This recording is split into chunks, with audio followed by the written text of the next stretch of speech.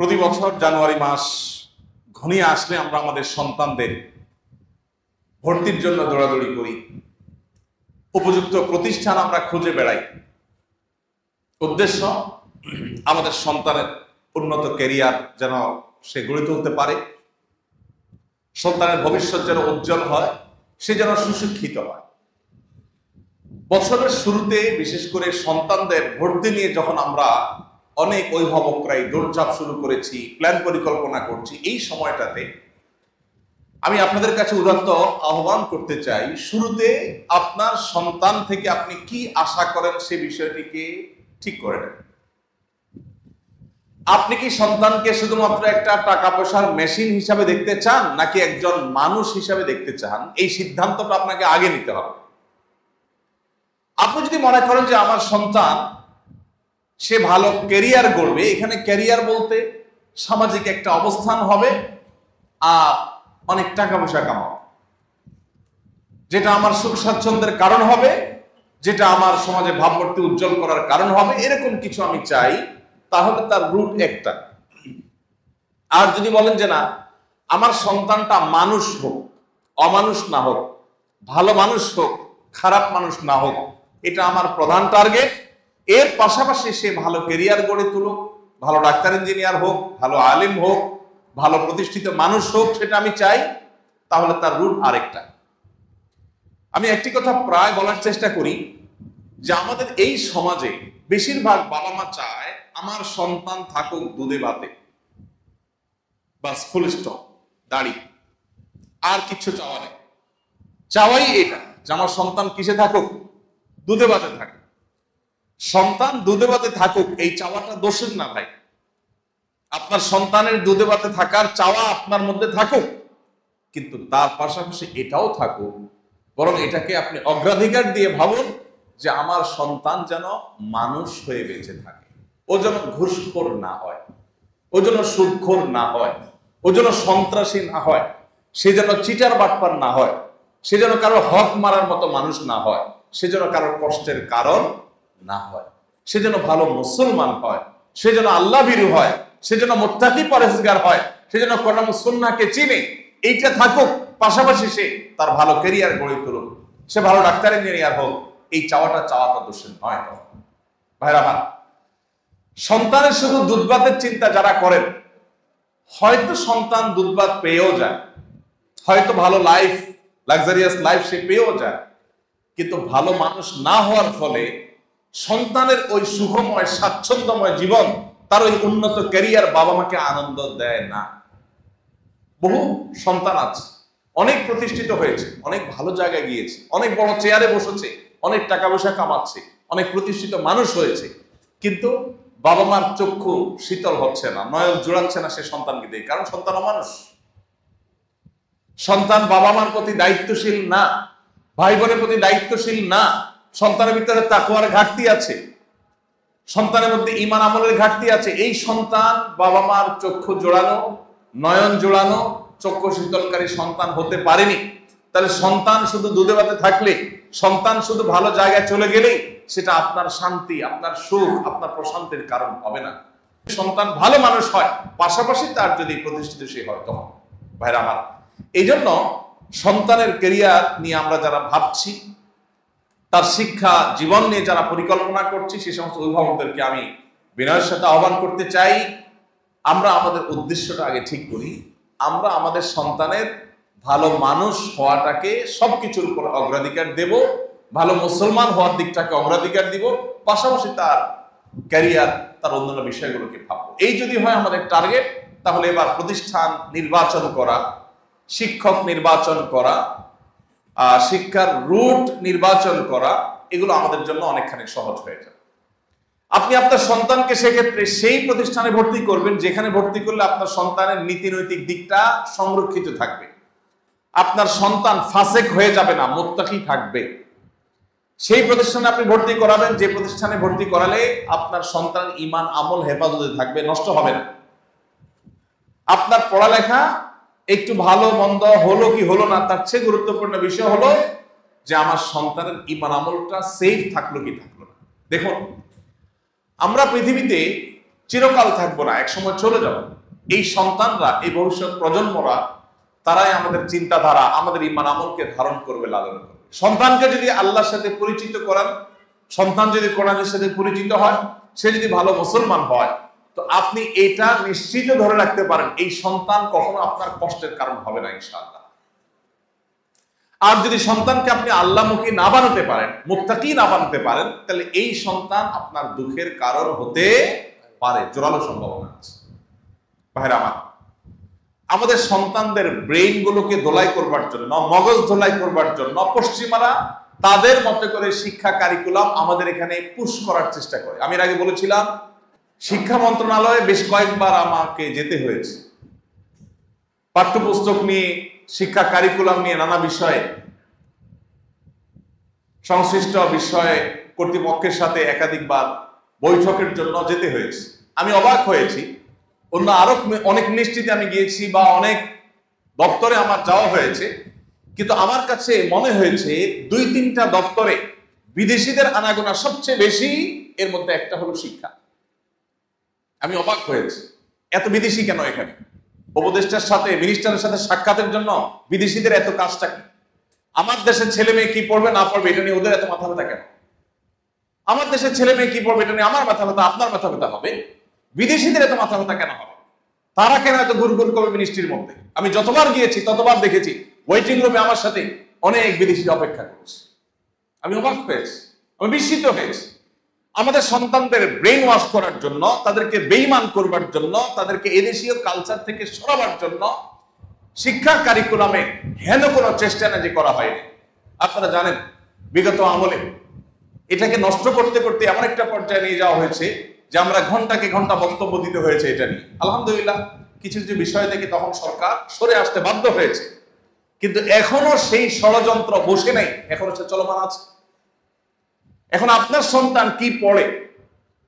ও কি বাংলা শিখতে গিয়ে বাংলা শিখছে নাকি প্রেম শিখছে? সে কি বাবা মার অবাধ্যতা শিখছে? সে কি অবৈধ সম্পর্ক করা শিখছে শিক্ষার নামে? এই বিষয়টা দেখভাল করা আপনার দায়িত্ব। অনেক বাবা মা আছেন, ছেলে ফেলে ভালো স্কুলে চান্স পেলো কিনা, ভালো রেজাল্ট করলো কিনা, এরপরে ভালো কলেজে যেতে পারলো কিনা, ভালো ভার্সিটিতে যেতে পারলো কিনা, ভালো জায়গায় চাকরি পাইলো কিনা, ব্যাস এটাই তার দেখার দায়িত্ব মনে করে। বরং দুর্ভাগ্যজনক সত্য হলো, অনেক অভিভাবক আছেন, সন্তান ভালো জায়গায় যেন চান্স পায়, ভালো রেজাল্ট যেন করে, সেজন্য পারলে সন্তানের জন্য টাকা দিয়ে নকল কিনে এনে দেয়, সন্তানের জন্য প্রশ্ন, ফাঁস হওয়া প্রশ্ন কিনে এনে দেয়। অনেক অভিভাবক এরকম আছে না নাই? যেই অভিভাবক তার সন্তানের জন্য ফাঁস হওয়া প্রশ্ন কিনে এনে দেয়, সংগ্রহ করে দেয়, নকল সরবরাহ করে দেয়, এই অভিভাবক এই সন্তানের হাতে মূলত বিষ তুলে দিচ্ছে, তাকে অমানুষ করছে, নীতিহীন করছে, চোর এবং প্রতারক বানাচ্ছে। এই ছেলে রাষ্ট্রের কোন দায়িত্বে যখন যাবে, সে একজন চোর, ঘুষখোর, টিন চোর, গম চোর এবং ডাকাতের ভূমিকা অবতীর্ণ হবে। আমরা যারা অভিভাবক আছি, আল্লাহর কাছে আমাদের অনেক বড় দায়িত্ব আছে। আপনার সন্তানের শিক্ষা বিষয়ক পরিকল্পনা করবার আগে আপনি ভাবুন, আপনি সন্তানকে কোথায় দেখতে চান। অন্য সবার সন্তানরা চকচকে গাড়ি বাড়ি এগুলো স্বপ্ন দেখে, আপনি আপনার সন্তানটা ভালো মানুষ কিনা, মা বাবার কথা শুনে কিনা, সৎ কিনা, আল্লাহ ভীরু কিনা, আল্লাহকে ভয় করে চলে কিনা, হালাল হারাম মেনটেন করে চলে কিনা, আপনি সেটাকে দেখবেন। যদি এই জায়গাটাতে আপনি ফোকাস করতে পারেন, মনোযোগ দিতে পারেন, আর সন্তানের আদর্শটাকে আপনি হেফাজত করতে পারেন, তাহলে আপনি একজন সার্থক অভিভাবক। এই দেশকে এগিয়ে নেওয়ার পেছনে আপনার ভূমিকা সবচাইতে বেশি। আমাদের এদেশে এখন শিক্ষিত জনগোষ্ঠী গড়ে তোলার চাইতে সৎ জনগোষ্ঠী গড়ে তোলার কোন অংশেই গুরুত্ব কম নয়।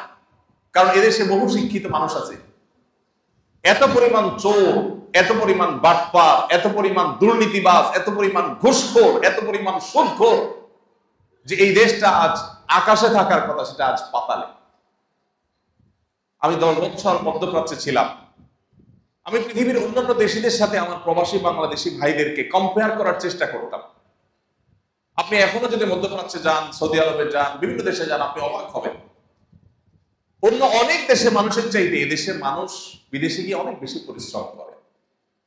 নিজের 8 ঘন্টা ডিউটি শেষ করার পরে রাস্তায় অনেকে আছেন যে তারা কার্টুন পোড়াচ্ছেন, আপনার বিভিন্ন সফট ড্রিঙ্কসের যে ক্যান সেগুলো কুড়াচ্ছেন, কারণ সেগুলো কেউ ধরে বিক্রি করে দেশে একটু পাঠাবেন। অনেকে নিজে একটু ভালো রেখে দেশে পাঠানোর জন্য চেষ্টা করে, এত পরিশ্রম করার চেষ্টা করে সাধারণ, কিন্তু দুর্নীতি, দেশের সম্পদ বাহিরে পাচার করে এই দেশটাকে বরাবরের মতো লুট করে শেষ করে ফেলা হয়েছে। আর এই জন্য আপনার সন্তানটা অনেক বড় শিক্ষিত হওয়ার চাইতে কোনো অংশে কম গুরুত্বপূর্ণ নয় যে সে একজন ভালো মানুষ হবে, সৎ মানুষ হবে, যে ঘুষ এবং দুর্নীতির সাথে জড়াবে না। এই দেশে যত শিক্ষিত প্রজন্ম গড়ে উঠেছে, এদেশে যত শিক্ষিত মানুষ তৈরি হয়েছে, সেই তুলনায় ততটা সৎ মানুষ গড়ে উঠে নাই। আর এই জন্য অভিভাবক হিসাবে আমাদের দায়িত্ব, কর্তব্য হলো যে আমার সন্তান থেকে আমি এক্সপেক্ট করি কি, আশা করি কি, সেই জায়গাটা আগে ঠিক করা। আমার সন্তানকে জীবনের শুরুতে বলে দেওয়া, বাবা সততার সাথে পরীক্ষা দিবা, নকল করবে না, কারোরটা দেখে লিখবে না, অসৎ উপায় অবলম্বন করবে না। এতে যদি তোমার রেজাল্ট খারাপও হয়, আমরা তোমাকে অ্যাপ্রিসিয়েট করব, আমাদের কোনো দুঃখ থাকবে না। কিন্তু কয়জন আছে সেরকম অভিভাবক বলে? অভিভাবকের কথা হলো তোমার পাস করতে হবে, ভালো রেজাল্ট করতে হবে। সেটা কি চুরিদারি করে করছো, নকল করে করছো, এটা আমার দেখার দরকার নেই। অভিভাবকের যখন এই মেন্টালিটি হয়, তো সেই ছেলে যখন বড় হয়, সেই মেয়ে যখন বড় হয়, এই ঘুষখোর হয়, এই সুদখোর হয়, এই চোর বাটপার হয়, এই দুর্নীতিবাজ হয়, এই দেশকে ধ্বংস করে। এই জন্য আমাদের জীবনের লক্ষ্য, বিশেষ করে সন্তানদের কাছে আমাদের যে এক্সপেকটেশন, এটাকে ঠিক করা দরকার। আমি প্রায় বলি, আমার ছেলে মেয়েদেরকে আমাদের সবসময় বলা আছে, ভালো ফলাফল চাই, তবে সদ উপায়ে হলে আলহামদুলিল্লাহ, না হলে কোনো দুঃখ নেই। আপনার সন্তান সৎ এবং ভালো মানুষ থাকতে পেরেছে, এটাই তার জীবনের সবচেয়ে বড় সাফল্য। এই জিনিসটা যত তাড়াতাড়ি আমরা বুঝতে পারবো, তত তাড়াতাড়ি আমাদের কল্যাণ হবে। আমাদের মুশকিল হলো জগতের চাকচিক্যগুলো আমাদেরকে প্রভাবিত করে। অমুকের ছেলে এটা করেছে, আমার ছেলে কি করেছে, অমুকের ছেলে তমুকটা করেছে, আমার ছেলে কি করেছে। এভাবে আমরা আমাদের সন্তানদেরকে জাগতিক বিষয়গুলোতে কম্পেয়ার করি, তাদের নীতি এবং আদর্শটা সেভাবে আমরা শিখাই না। এই জন্য শিক্ষাবর্ষের শুরুতে সন্তানের জন্য সেরকম প্রতিষ্ঠান, সেরকম শিক্ষা, সেরকম শিক্ষক, সেরকম পরিবেশ আপনি নিশ্চিত করুন যেখানে সন্তানের নীতি, আদর্শ, মোরালিটি, নৈতিকতা ঠিক থাকবে। এরপর বাকি যা হবে না। আল্লাহ তাআলা আমাদের সবাইকে আমাদের সন্তানের সেই উজ্জ্বল ভবিষ্যৎ গড়ে তোলবার সূচনা এখন থেকে করার তৌফিক দান করুন। আমাদের সন্তানদের ঈমান, আমল, সততা, নীতি, নৈতিকতা, আদর্শ এগুলো যেন সুরক্ষিত থাকে, সেজন্য নিজেদের ভালো মানুষ হওয়ার পাশাপাশি তাদেরকে নিয়ে বসতে হবে, আলাপ আলোচনা করতে হবে, ঘরোয়া বৈঠক হইতে হবে। পরিবারগুলোতে এখন ঘরোয়া বৈঠক নাই, শুধুমাত্র টেলিভিশন রুমে সবাই বসে ভূতের মতো টেলিভিশনের দিকে চেয়ে থাকে। সন্তানদের নিয়ে বসে আলাপ আলোচনা হয় না যে বাবা কি হওয়া দরকার, বলো বড় শিক্ষিত হওয়াটা গুরুত্বপূর্ণ না ভালো মানুষ হওয়াটা গুরুত্বপূর্ণ। মনুষ্যত্ব ঠিক রেখে কিভাবে তোমার ক্যারিয়ার করতে পারো, আসলে সে প্ল্যান পরিকল্পনা করি। তোমার কাছে আমাদের এক্সপেকটেশনটা কি? বেশিরভাগ বাবা মারা সন্তানদেরকে এমন ভাবে চাপ দেয় যে পড়ালেখা করবি, ভালো রেজাল্ট করবি, ভালো জায়গায় চান্স পাই, বাস শেষ, জীবনের লক্ষ্য শেষ। এই জায়গা থেকে আমাদের সরে আসতে হবে। আল্লাহ তাআলা আমাদের সবাইকে সে তৌফিক দান করুন। আমাদের প্রিয় স্বদেশকে সমৃদ্ধ, দুর্নীতি মুক্ত, সকল প্রকার অনাচার মুক্ত, অসততা মুক্ত একটি শান্তির আবাসভূমি হিসেবে আল্লাহ তাআলা কবুল এবং মঞ্জুর করুন। তবে তার সূচনা হতে হবে আমাদের বাসা বাড়ি থেকে, আমাদের পরিবার থেকে, আমাদের ছেলে মেয়েদের থেকে, আমাদের সন্তানদের থেকে। তো আমরা সেই চেষ্টাটা এখন থেকে আমি আশা করি করব ইনশাআল্লাহ। আল্লাহ তাআলা আপনার পরিবারকে একটা জান্নাতি পরিবার করবেন, আপনার ছেলে মেয়ে আপনার নয়ন জোড়ানো সন্তান হবে। আল্লাহ তাআলা কোরআনে কারীমে একটা দোয়া শিখাইছেন সূরা ফুরকানের ৭৪ নম্বর আয়াতে, রব্বানা হাব লানা মিন আজওয়াজিনা ওয়া যুররিয়াতিনা কুররাতা আ'য়ুন ওয়াজআলনা লিল মুত্তাকিনা ইমামা। অত্যন্ত অসাধারণ একটা দোয়া, অর্থবহ একটা দোয়া। আল্লাহ বলেছেন যে তো আল্লাহর কাছে যেন আমরা শিখাই, আল্লাহ নেককার বান্দারা আল্লাহর কাছে যেন আমরা চাই, আল্লাহ শিখাইছেন আমাদেরকে আল্লাহর কাছে যেন আমরা চাই, আল্লাহ নেককার বান্দারা আল্লাহর কাছে দোয়া করেন, রব্বানা হাব লানা মিন আজওয়াজিনা ওয়া যুররিয়াতিনা কুররাতা আ'য়ুন। আল্লাহ আমাদের পরিবারের সদস্যদেরকে, স্বামীরা স্ত্রীদের কথা, স্ত্রীরা স্বামীদের কথা মিন করবে, তাদেরকে এবং আমাদের সন্তান সন্ততিকে নয়ন জোড়ানো, চক্ষু শীতলকারী সন্তান হিসাবে আপনি কবুল করুন। এটা হলো দোয়া। চক্ষু শীতলকারী সন্তান মানে কি? ব্যাপক অর্থবোধক। আপনার সন্তানটা দেখতে অনেক সুন্দর, হৃষ্টপুষ্ট হয়েছে, ভিতরে অনেক বড় দুরারোগ্য ব্যাধি আছে, আপনার কখনো ভালো লাগবে না। আবার সন্তানটা সুস্থ সবল আছে, দেখতে সুন্দর সুন্দর, কিন্তু সন্তানটা অমানুষ, বাপ মা চিনে না, তাও আপনার ভালো লাগবে না। আপনার সন্তানটা সব দিক থেকে ঠিক আছে, মানুষও ভালো, সবই ঠিক আছে, কিন্তু ভালো ক্যারিয়ার করতে পারে নাই, ভালো উপার্জন করতে পারে না, চলতে কষ্ট হয়, তাও আপনার ভালো লাগবে না। আল্লাহ সুবহানাহু ওয়া তাআলা একটা শব্দে সবকিছু আমাদেরকে চাওয়ার শিক্ষা দিয়ে দিয়েছে।